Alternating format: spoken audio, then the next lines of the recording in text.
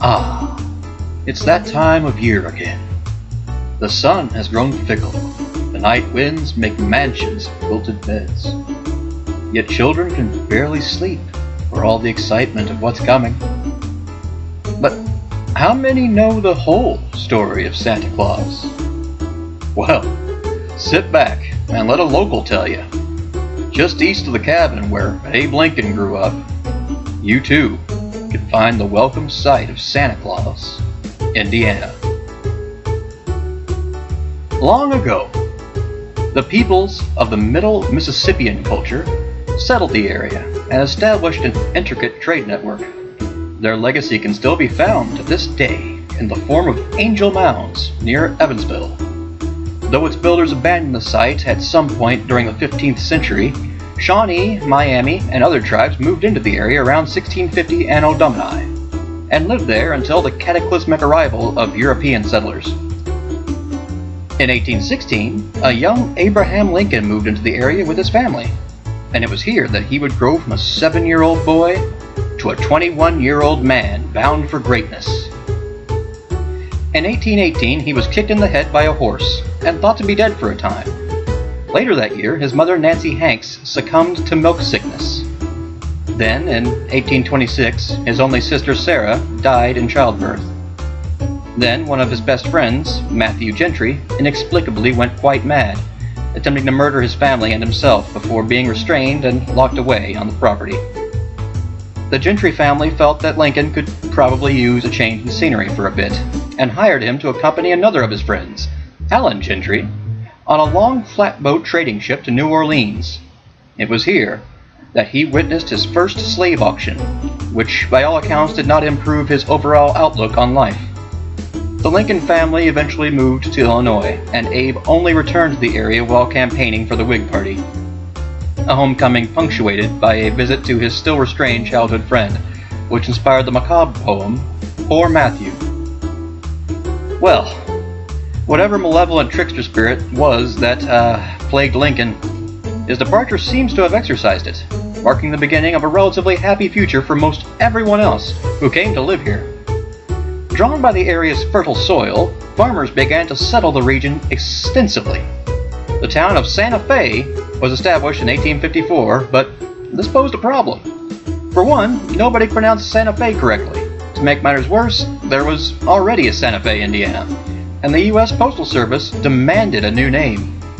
And so, the townspeople crowded together, young and old, to name their community. What happened next is shrouded in mystery, but the most popular sequence of events was retold in a 1992 Christmas Eve broadcast by ABC radio broadcaster Paul Harvey. The story goes that the adults argued into the night on Christmas Eve over what town should be called. A gust of wind blew open the doors. Through the snowflakes and the wind could be heard the sound of sleigh bells, leading the children to exclaim, "Santa Claus!" With no other viable names, the motion passed by popular acclaim. The first Santa Claus post office was established shortly thereafter, with shopkeeper John Specht serving as first postmaster. The post office received a 4th-class rating due to low volume at the time. Life in Santa Claus, Indiana was simple and full of hard work, but the town quickly grew to modest heights. In 1895, the USPS accidentally changed the name to one word instead of two. This was eventually rectified by James Martin, the 14th postmaster for Santa Claus, and the government official responsible for sparking what would become a worldwide tradition.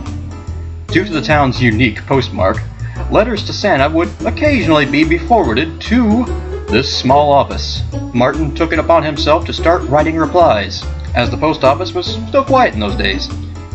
This changed when the trend caught on, and other post offices and families began to direct Santa letters to him directly. He took this in stride, dressing up as Santa Claus and striving to answer each letter so that kids would receive an official response from Santa Claus, certified by U.S. mail.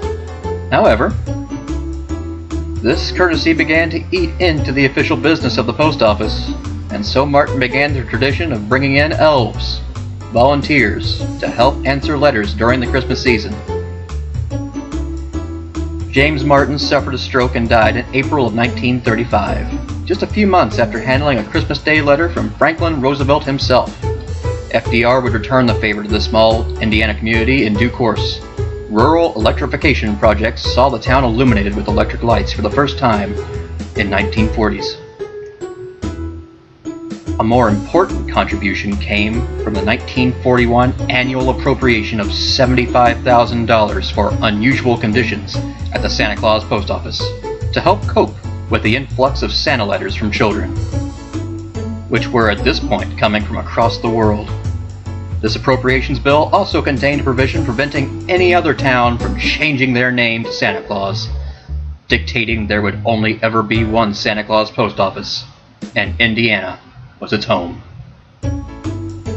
The tradition of answering letters to Santa from the Santa Claus post office continues to this day, with volunteers working throughout the Christmas season to reply to every letter from children across the planet. When a modern observer seeks out Santa Claus, however, they are more likely to find reference to the theme park that sprung up in the town. In 1946, industrialist Louis J. Koch created what was arguably the world's first theme park in this tiny hamlet, dubbed Santa Claus Land. This was something of a retirement project, spurred by the realization that kids were visiting southern Indiana to find Santa Claus and finding nary a trace. The theme park included a toy shop, antique toy displays, a restaurant, themed rides, and a full-time Santa. The park flourished and quickly became a regional, then national, and international destination. In 1984, it expanded to include Halloween and 4th of July themed sections, changing its name to Holiday World. This, in turn, changed to Holiday World and Splash and Safari when a water park was added in 1993. Through it all, Santa Claus can still be found in the old Christmas village on site. As of 2010, the town of Santa Claus had a population of nearly 2,500, making it the largest and fastest growing community in Spencer County.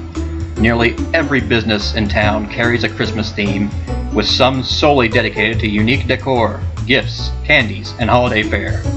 American author, actor, and professional wrestler Mick Foley is a routine guest of the community, where he often participates in the annual fruitcake eating contest at Santa's Candy Castle, though he has been known to cheat.